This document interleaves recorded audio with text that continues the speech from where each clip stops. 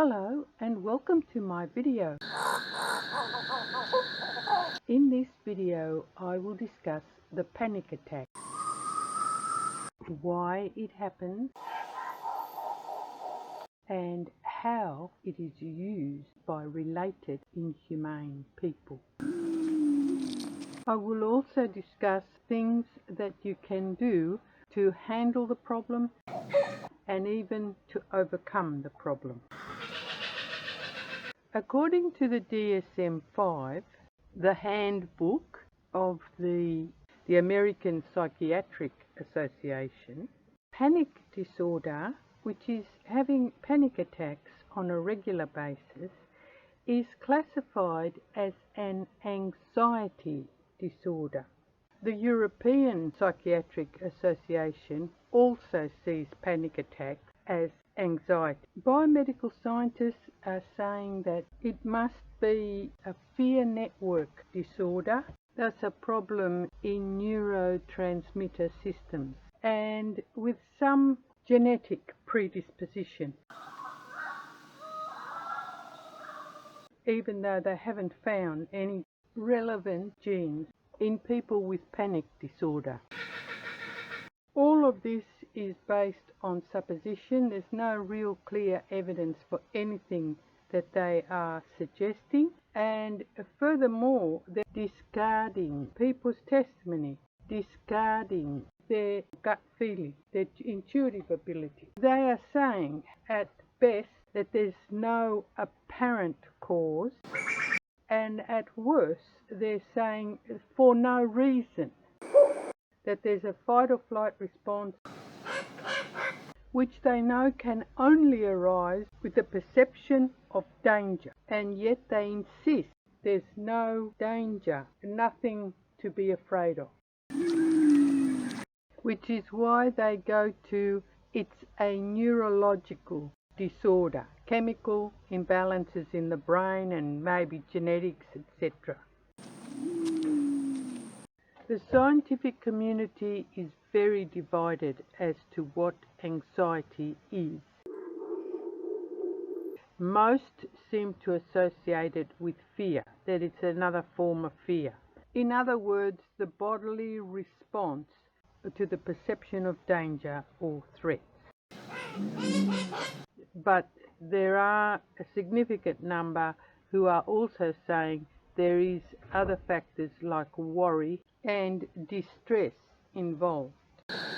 So the argument that panic attack is extreme intense anxiety doesn't have any consensus either.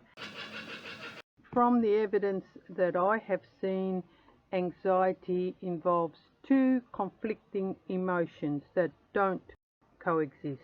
Rather, they are sequential, the one occurring after the other and repeatedly, back and forward, back and forward. And the reason is because we can only uphold one thought, one idea in the mind at any one time. The ideas would be danger or an injustice, and then the desire to resolve the issue of danger, or the injustice to find a solution, and then again danger, and so on. So the one emotion is fear or anger, and the other is worry. I disagree with all of the scientific supposition and opinion on panic attack and panic disorder. Panic attack is not any sort of form of anxiety.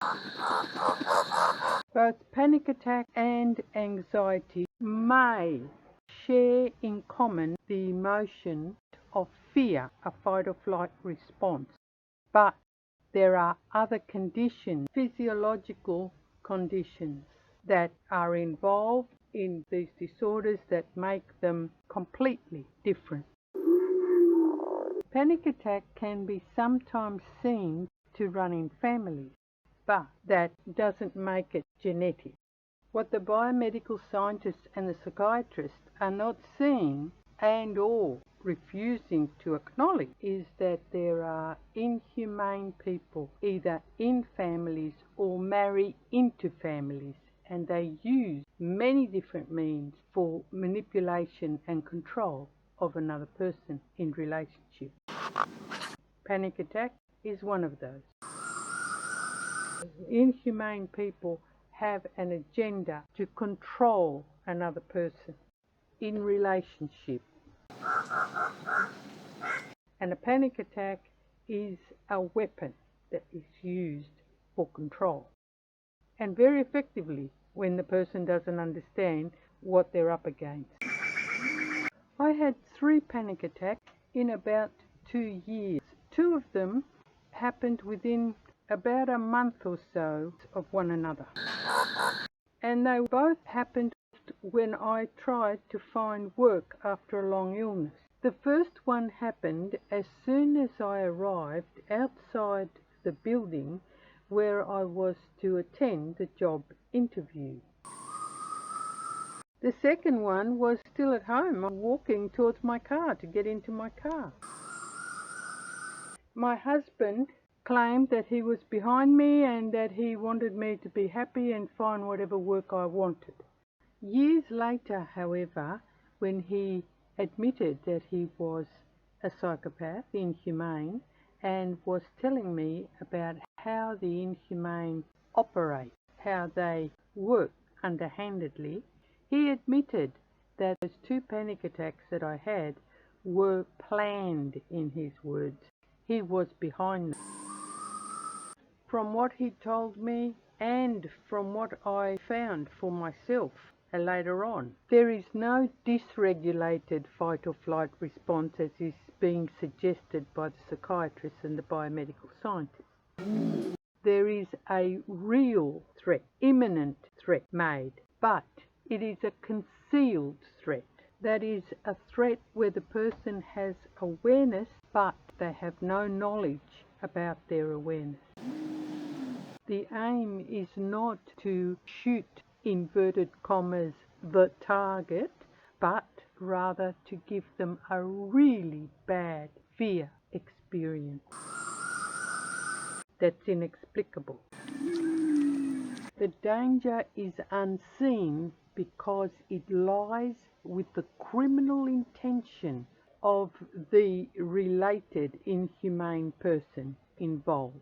And such criminal intent is viable because they have the criminals on the scene. However, the criminals that are present and armed do not act out. They appear normal, they act normal. They blend in with the environment. The inhumane person involved, that is, the chief offender, knows precisely when the criminals have arrived on the scene and have seen the targeted person, because the criminals make the chief offender's phone ring. They make a call, 3 rings, and then stop. That is a signal to say, we've arrived on the scene and see the target. The conditions are ripe then for the chief offender to hold criminal intent. It's a mental condition, criminal intent, because all they need to do is to make a call to the criminals, which is 5 rings, and then stop in order to give a go-ahead instruction to shoot. Of course, that's never given. It's the intent that is exploited here, given that they have the conditions in order to do a crime.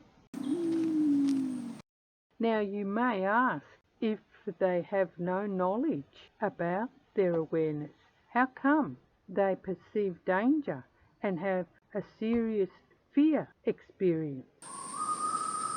I will explain this by showing you the comparison between the panic cheat and the love at first sight cheat. The same threat is used, but the ideas are different. In the panic attack, the ideas presented, mentally presented, are something terrible can happen. This is a veiled threat. Another common idea presented is, I could lose control.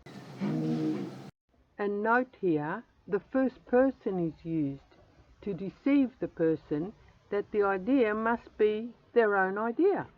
I could lose control. These are ideas indicating danger, and thus the person will appraise their bodily reactivity based on these ideas, and so come up with a feeling of fear. In the love at first sight cheat, on the other hand, the ideas are typically something like, isn't he gorgeous? Or isn't she divine? So in this case, the person will appraise their bodily reactivity as attraction, a strong attraction, even love. One psychopath once told me, the more imminent the threat, the more in love the target will feel. So the threat is only a device, never aimed to be carried out. Now the question is, in the case where they perceive danger, why does the person panic? There are two reasons why they panic. The first reason is, no matter which way they look, they don't see anything that would pose danger. So how can a person protect themselves from a danger that's invisible? It's cause for panic. The second reason, and the more significant reason, is they will use a coping habit. They will attempt to suppress the idea because it appears inconsistent with their reality. A coping habit involves changes in breathing. I have explained this in my video on coping habits. Very briefly here, they will either use shallow breathing to lower the metabolism and enter a state of lethargy. Alternatively, they may take deeper breaths, raise the metabolism, and thereby create distraction because the brain will have a lot more work to do. Under normal circumstances, neither of these two coping habits pose any serious problem. But here we have a fight or flight response, and a fairly intense one at that. Under these conditions, a coping habit will seriously affect the heart. Deep breathing will create an overexertion of the heart, and shallow breathing will create heart conflict. When the person doesn't understand why the heart problem has arisen, of course, it's cause for panic because they can't do anything to arrest the problem. Knowledge is the key. Not only you can arrest the problem, but you can avoid the problem altogether. That's why I'm making this video for you. Knowledge is health. Some people think that if it's their reaction, then they're at fault, and that I'm blaming the victim. But this misses the point. If it is your reaction, then you are in control. All you need is to understand the situation to which you are reacting. Once you realize that it is a deception, despite the real threat behind it, propping it up, you can even laugh. My late husband attempted more panic attacks, but they failed. And I will explain to you how and why they fail, and why you can laugh. And you will see that it is easy for you to overcome the problem. One day we had a very bad argument, and his attitude towards me really made me angry. So I screamed at him that I would go and load up his credit card, buying myself a whole new outfit from tip to toe. I knew this would annoy him as he was very mean with money. Sure enough, within about 10 or 15 minutes, halfway into town, I started feeling hot. Suddenly, I knew this was a sign that there would have been a concealed threat being made. So I pulled over to the side of the road and I got my digital camera out. I had bought it in anticipation of needing it on such an occasion. Within a minute or two, the idea arose, something terrible can happen. And I recognized this time that it was him. I had a perception that it was him. Of course, he'd lost his mask in revealing to me who he really was. So I responded mentally with something terrible is happening. I'm taking photos left, right and center. You told me that you got the criminals from the corrupt parole officer, and if fate would have it that I got the picture of the criminals and all their car with the registration plate, then he's a marked man, mate. I had no panic whatsoever. I calmly drove into town, did my shopping and returned back home. This was not the only evidence that I had that he failed. When I got home, I found the dragon that he was had diminished, but he wasn't just fuming, he was breathing fire, stomping on the floor. So I decided to make some Turkish coffee to give myself some time to watch his histrionics. Incredibly, he never made any mention of me spending money. Not a word. He was worried about the photos I had taken, angry that I dared take photos. And if ESP and telepathy were just magical thinking, then how could he have known? I let him sweat a while before I confirmed what he had mentally perceived. I had taken photos, as many as was possible. His motive was to prevent me from finding work and thus gaining some independence. And of course, if I thought that, and especially if I had voiced that, I would have been called delusional. Because panic attack is considered to be a brain disease. Now I want to show you just how subtle the manipulation can be and how much a person can be deceived and drawn into very dangerous situations. So I will discuss here the third panic attack that I had. It was the first one I'd had some 2 years earlier, and this one was by far the worst. It shows how a panic attack can be used to condition somebody for some purpose. It happened after some people who had invited me to their house for dinner had rung and asked me would I stop at the supermarket for some crackers because they had forgotten the crackers for the dip. No sooner had I picked up the crackers and headed for the checkout that some idea to do with checkout had arisen in the mind, and at the same time I felt enormous amount of fear. I panicked. I put the crackers down and walked out of the shop. Luckily for me, there was a bench just outside the shop, so I was able to sit down and try to calm down and recover.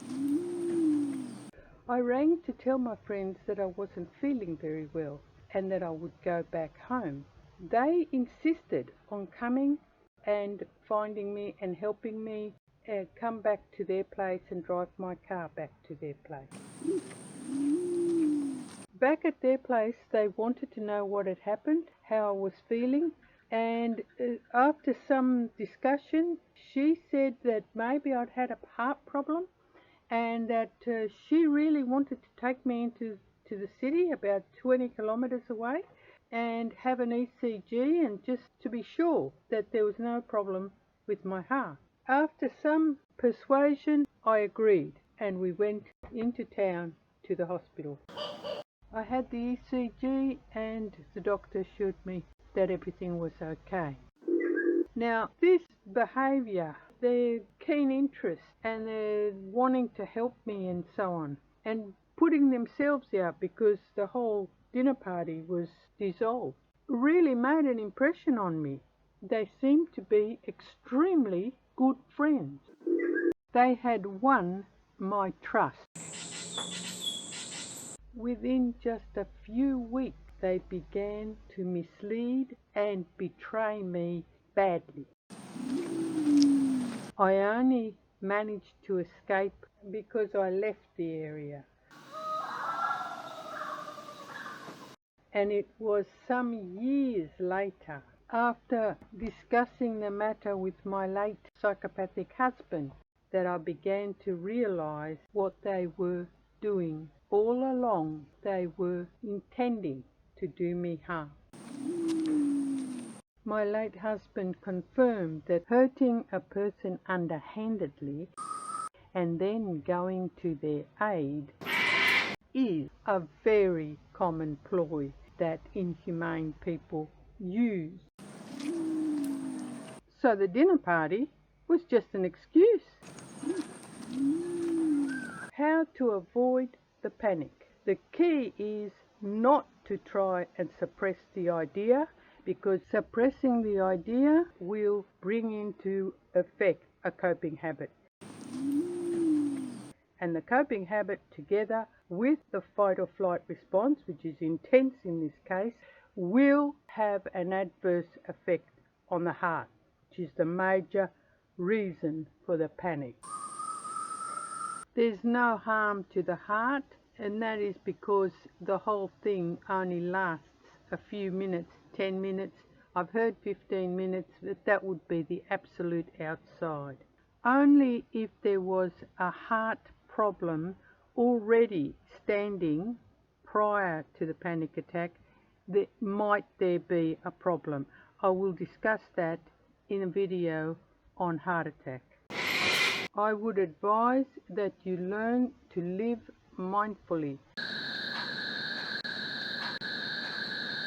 If you do, then you will recognize changes in your physiology almost as soon as they happen.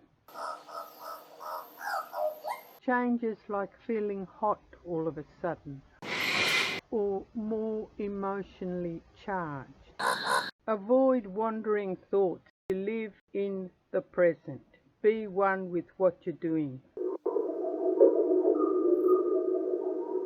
Recognize that the thought that arises out of the blue is not your own thinking, but a thought that is being presented to you mentally by someone related to you in some way. It is merely a thought that you have become perceptive of, nothing more. It does not carry your authority. The scientific view that all thoughts are created in your brain is not based on evidence, it is more supposition. And what's more, they have done all experiments on ESP and telepathy double-blinded. For instance, taking random people off the street who are unrelated, which means relationship, which is fundamental for telepathy, is not an experimental condition. The view that all thoughts are created in your brain puts you in a maze from which there is no exit. So do not try to suppress the idea. It is being presented to you by somebody who's trying to influence you, and it is being presented under conditions of a concealed threat, which means you will feel some emotional reactivity or feeling hot. This is the fight or flight response. It is completely normal for you to feel that. Take it away from them. Turn the idea around. After all, they presented it. The I refers to them. And don't forget, these days we have mobile phones with a camera, and you can use it either obviously or appearing to be on the phone talking to someone. If anybody comes up to you, question while you're taking photos, just say you're an artist and you take photos whenever you feel inspired for your artwork. They do not want to be seen. On a few occasions when I had taken photos, I caught them on camera, running away and looking back from time to time with horror. Anybody would think I was aiming a gun at them instead of a camera. So the concealed threat is really only a device. If they're seen, they will run away. With knowledge, you can stay calm. Look around. Take photos. You turn the tables on them. Thank you for viewing my video. I will be making another video where only a concealed threat is used. It's a common party trick of inhumane people. And you will see that without the idea and the attempt to suppress the idea, there's no panic. And here is some turkeys at my window. There's no panic sheets here, it's all up front.